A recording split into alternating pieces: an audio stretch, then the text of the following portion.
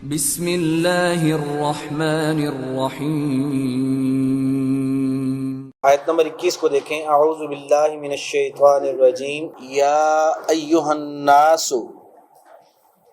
یا ایہا اے، الناس لوگ،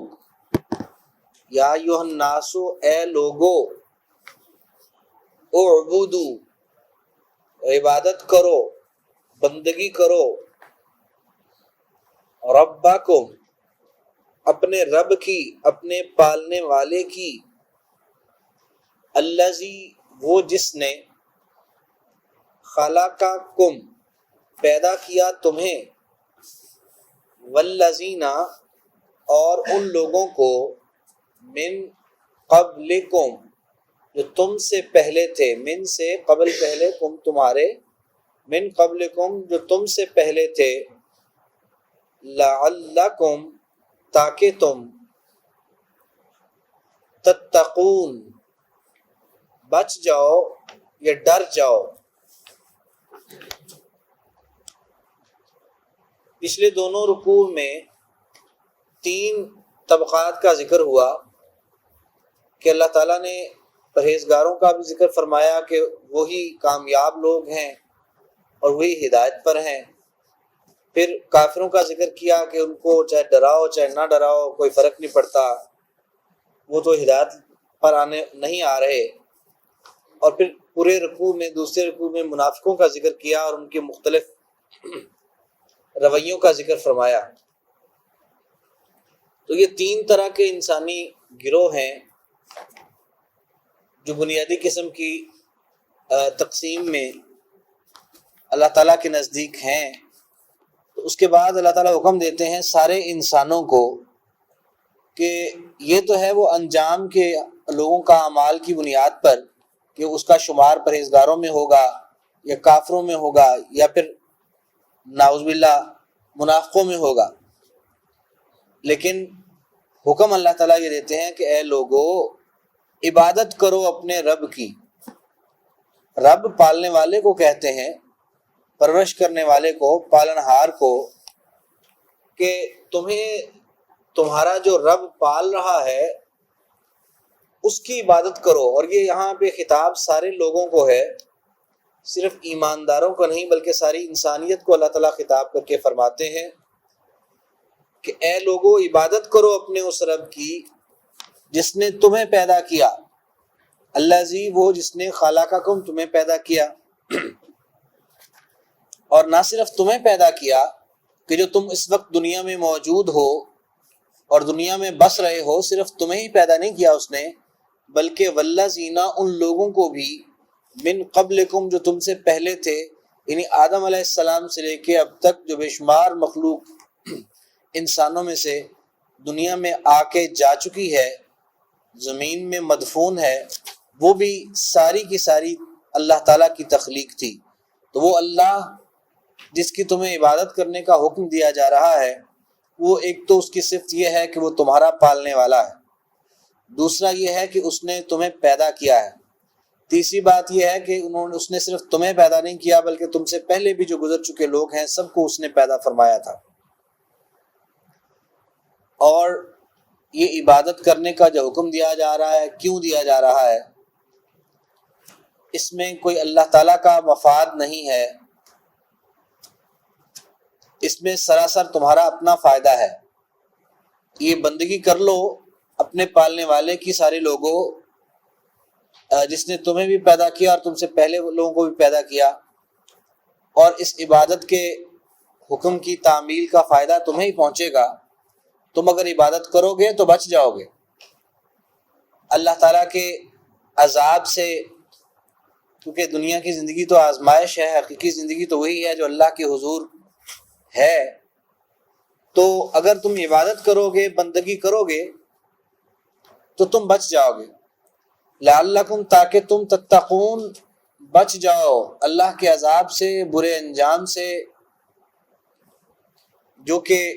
عبادت نہ کرنے والوں کا ہوا کرتا ہے۔ پھر عبادت اور بندگی کیا ہے؟ جو کرنی ہے اس کا مطلب پہلے بھی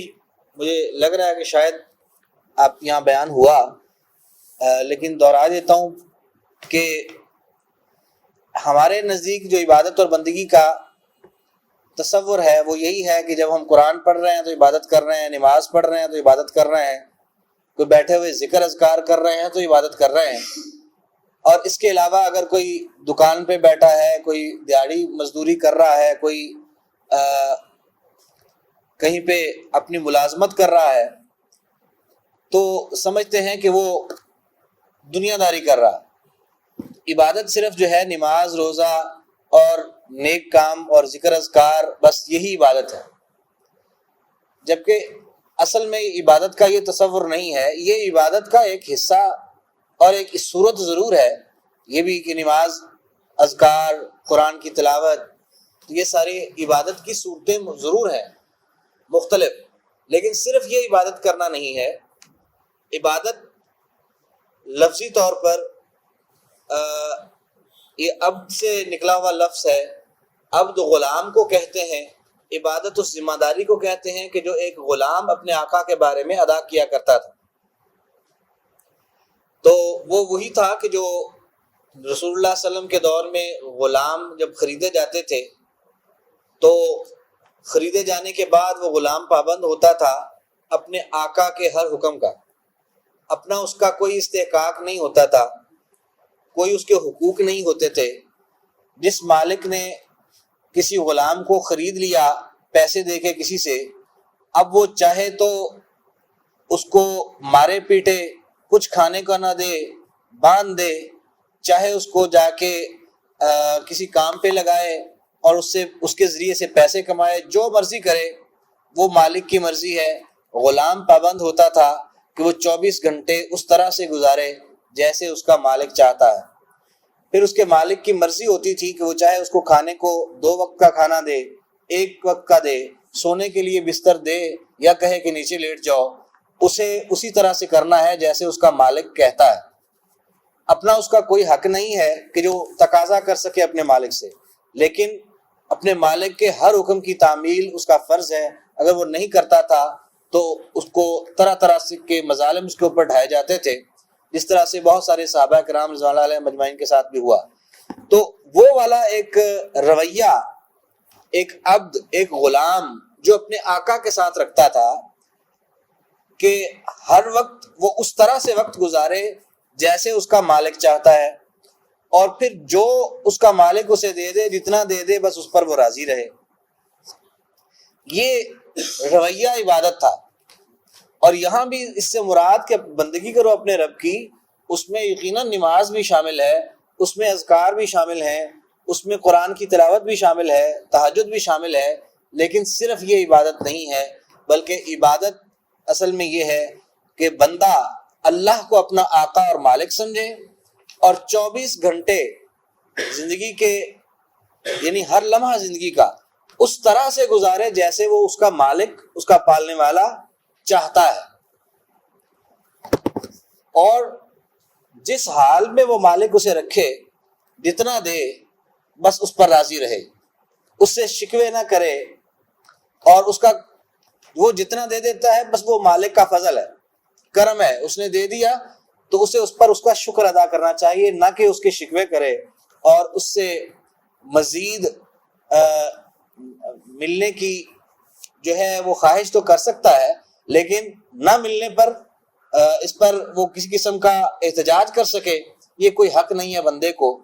یہ رویہ اللہ کے ساتھ یہ بندگی ہے، یعنی ہم 24 گھنٹے اپنی زندگی کے اس طرح سے گزاریں کہ جیسے اللہ چاہتا ہے، تو وہ ہر لمحہ عبادت ہے۔ چاہے کوئی شخص دکانداری کرے، لیکن وہ دکانداری کرنے سے پہلے یہ سوچے کہ میں تو وہ کاروبار کروں گا جو کاروبار کرنے کی اللہ اور اس کے رسول نے اجازت دی ہے، کیونکہ ظاہر ہے مجھے تو بنیادی طور پہ تو میری زندگی کا مقصد اللہ کی رضا کا حصول ہے، تو میں کوئی ایسا کاروبار نہیں کروں گا جو اللہ کے حکم کے خلاف ہو۔ لہٰذا وہ اپنے رب کی رضا کو پیش نظر رکھتے ہوئے کاروبار کا چناؤ کرتا ہے، پھر کاروبار کرتے ہوئے اللہ اور اس کے رسول کے احکامات کو پیش نظر رکھتا ہے، اور ہر لمحہ اس کے پیش نظر یہ بات ہے کہ میرا اللہ مجھ سے کہیں ناراض نہ ہو جائے، کوئی مجھ سے اس کاروبار کے اندر ایسی غلطی نہ ہو جائے جس سے میرا اللہ مجھ سے ناراض ہو جائے۔ اور میں اس کو اس طریقے سے کروں گا کہ جیسے میرا اللہ مجھ سے راضی ہو. تو جب اپنے مالک کی رضا کے لیے اور اپنے مالک کی رضا کو پیش نظر رکھ کے چاہے کوئی شخص دکان پہ بیٹھا ہوا دکانداری بھی کر رہا ہے تو وہ صرف دنیا داری نہیں کر رہا بلکہ وہ اللہ کی بندگی کر رہا ہے, کیونکہ اصل عبادت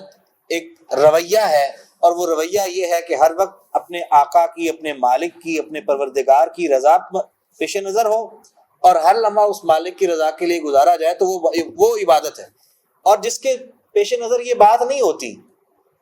وہ پھر چاہے تہجد پڑھ رہا ہے, اللہ کی رضا اسے مقصود نہیں ہے, وہ اللہ کو راضی کرنے کے لیے, لوگوں کو دکھانے کے لیے کر رہا ہے, تو پھر چاہے وہ فرضی نماز پڑھ رہا ہے جماعت کے ساتھ لیکن مقصد اللہ کی رضا نہیں ہے, تو اس کا تو کوئی فائدہ نہیں, وہ بیکار عمل ہے, وہ عبادت نہیں کر رہا, وہ تو اپنا مقصد پورا کر رہا ہے جس مقصد کے لیے وہ بندگی کب بنے گی. قرآن کی تلاوت بھی, اذکار بھی, تہجد بھی, نماز بھی, عبادت وہ تب بنے گی جب وہ اللہ کی رضا کے لیے کی جا رہی ہوگی. تو لہٰذا یہ کام بھی تبھی عبادت بنتے ہیں جب یہ اللہ کی رضا کے لیے کیے جائیں, اور باقی بھی دنیا داری کے کام جن کو سمجھا جاتا ہے اگر وہ اللہ کی رضا کو پیش نظر رکھ کر کیے جا رہے ہوں تو وہ بھی عبادت ہیں, چاہے پھر وہ سونا ہے, چاہے وہ کھانا پینا ہے. میں تو یہ سمجھتا ہوں کہ چاہے بیت الخلاء جانا بھی ہے, اگر اس میں بھی اللہ کی رضا پیش نظر رہے اور اللہ اور اس کے رسول کے احکامات کو ملحوظ رکھا جائے, اور اس وقت بھی اس کی نیت اور اس کی سوچ یہ ہے کہ میں نے قضائے حاجت بھی اس طریقے سے کرنی ہے کہ میرا اللہ مجھ سے راضی ہو, اور کوئی ایسا معاملہ نہیں کرنا جس سے میرا اللہ مجھ سے ناراض ہو جائے, تو وہ چاہے قضائے حاجت بھی کر رہا ہے تو وہ اللہ کی عبادت میں ہے. کیوں کہ رویہ عبادت ہے کہ اپنے مالک کی رضا کو ملحوظ رکھ کے اپنی زندگی کا ہر لمحہ گزارنا, یہ عبادت اور بندگی ہے. تو جب یہ کیا جا رہا ہوگا پھر نماز بھی عبادت بن جائے گی, اور پھر انشاءاللہ دنیا کے تمام معاملات جو اللہ کے رضا کو پیش نظر رکھ کر کیے جا رہے ہوں گے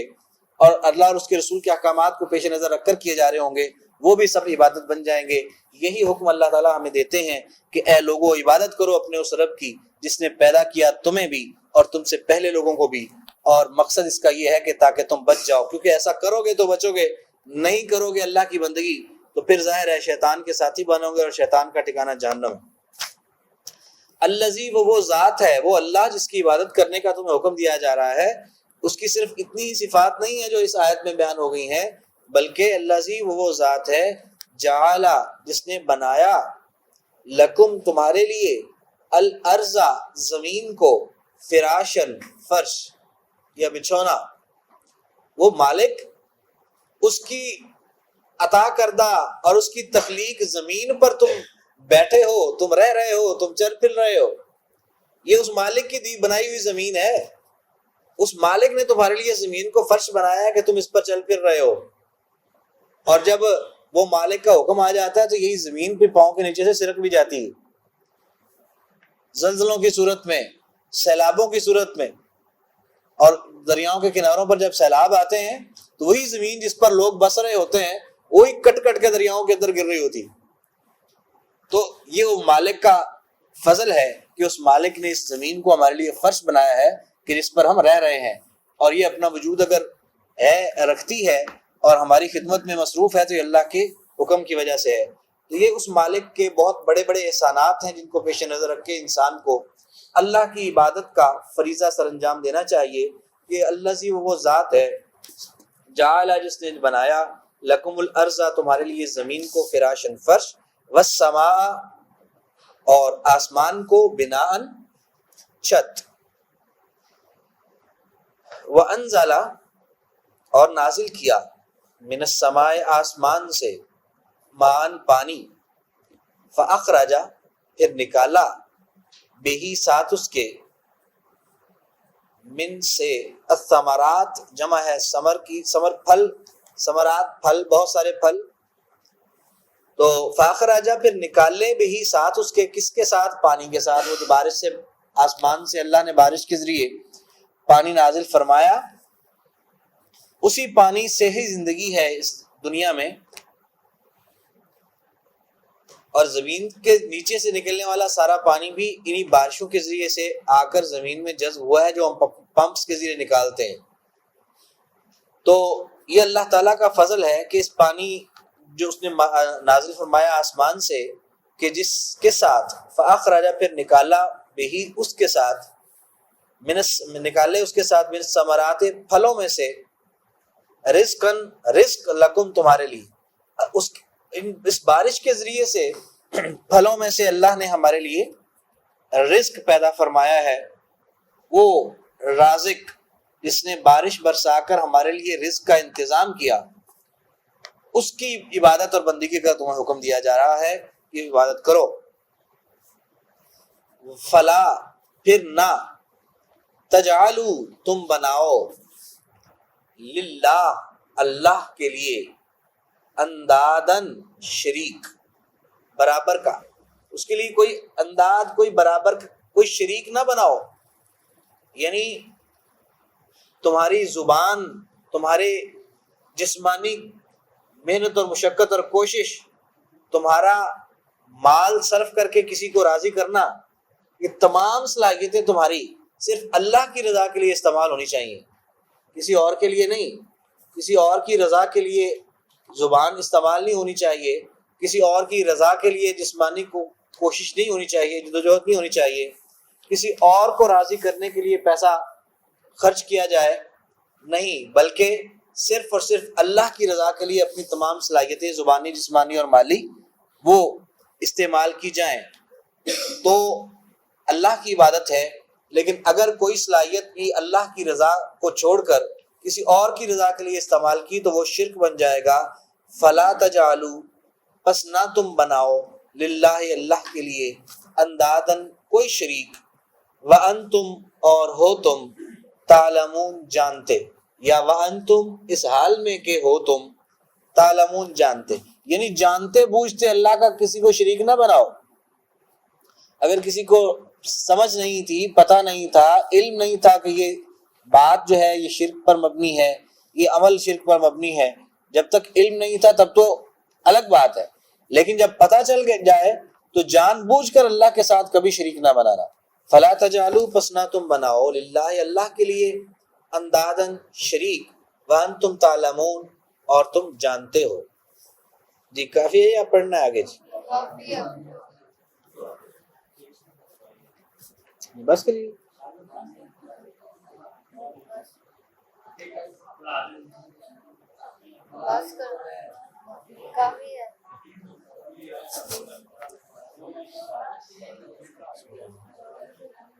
الفاظ تو ویسے میرے خیال مشکل اتنے کوئی نہیں ہے۔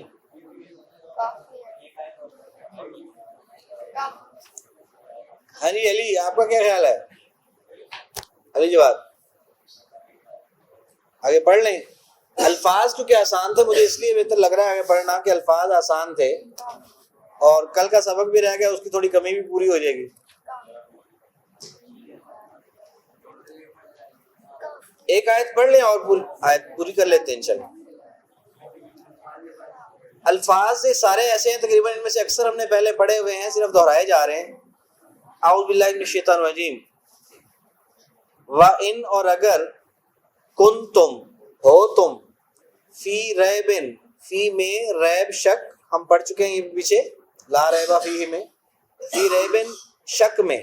وَإِنْ کنتم اور اگر ہو تم، فی ریبن شک میں، مما اس سے جو، من سے ما جو، مما اس سے جو، نزلنا نازل کیا ہم نے، علی عبدنا علی اوپر، عبد بندہ، نا ہمارا، علی عبدنا ہمارے بندے پر، یعنی اپنے بندے پر۔ تو اللہ تعالیٰ فرماتے ہیں کہ اگر تم شک میں ہو، یعنی کافروں سے اللہ تعالیٰ فرماتے ہیں کہ اگر تمہیں قرآن کے بارے میں شبہ ہے جو ہم نے اپنے بندے پہ نازل کیا ہے، تمہیں شک یہ ہے کہ شاید یہ اللہ کی طرف سے نازل کردہ چیز نہیں ہے، بلکہ تم الزام لگا رہے ہو آپ صلی اللہ علیہ وسلم پر کہ نعوذ باللہ انہوں نے خود بنا لیا ہے، یا کسی اور مخلوق نے، جن نے، کسی شیطان نے یا کسی انسان نے سکھا دیا ہے،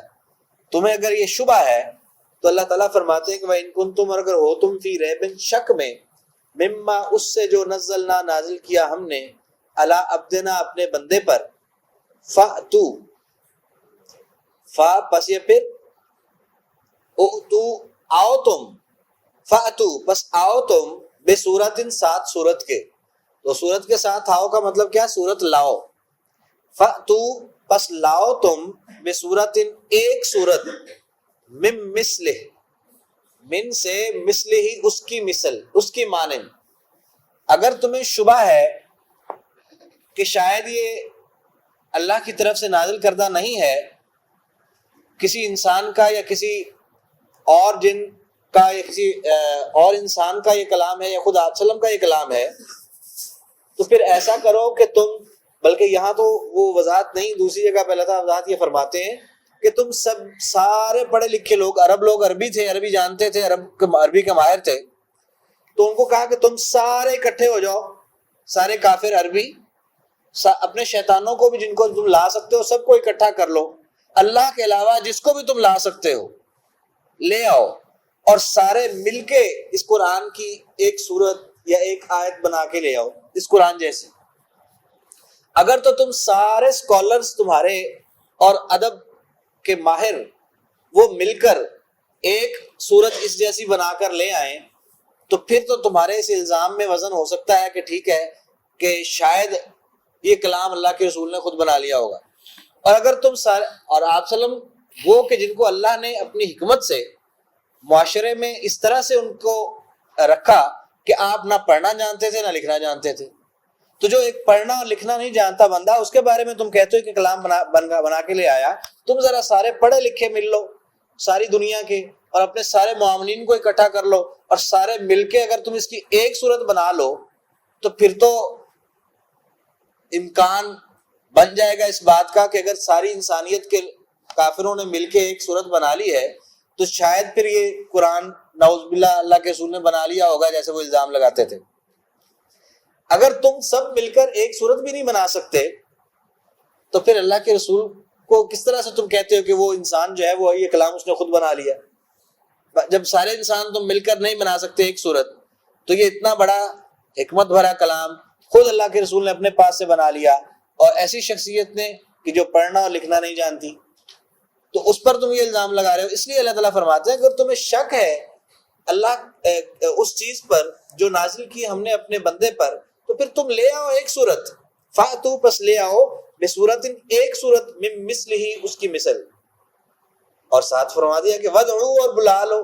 دعوت دے لو، بلا لو شہداءکم.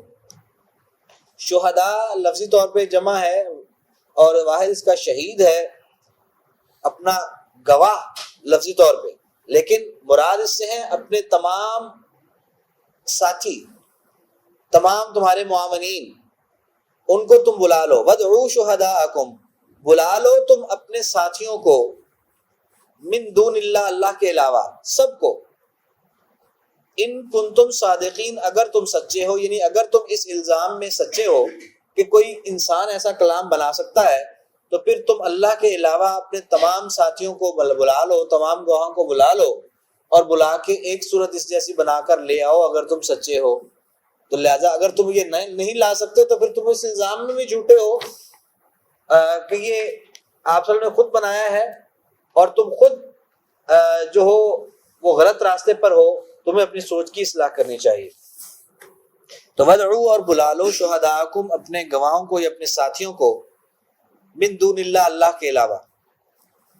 ان کنتم، اگر ہو تم صادقین، سچے. دوبارہ دیکھ لیجیے ان آیات کو. اعوذ باللہ من الشیطان الرجیم. یا ایہا الناس، اے لوگو، اعبدو، عبادت کرو، ربکم، اپنے رب کی، الذی، وہ جس نے، خلقکم، پیدا کیا تمہیں، والذین، اور ان لوگوں کو، من قبلکم، جو تم سے پہلے تھے، لعلکم، تاکہ تم تتقون، بچ جاؤ.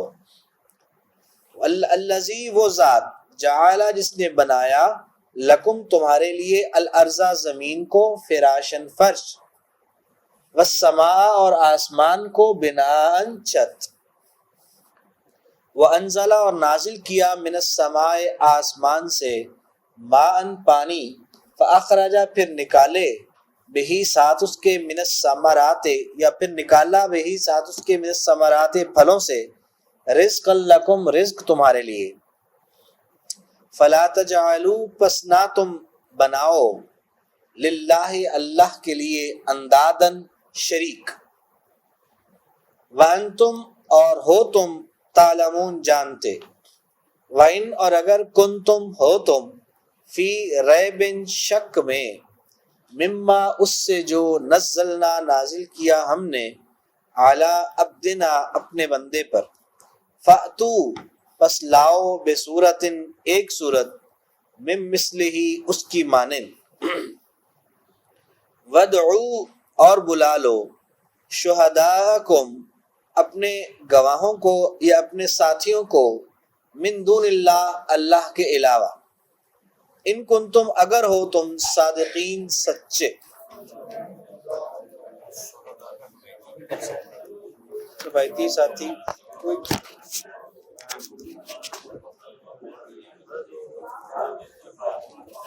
یہ کس کا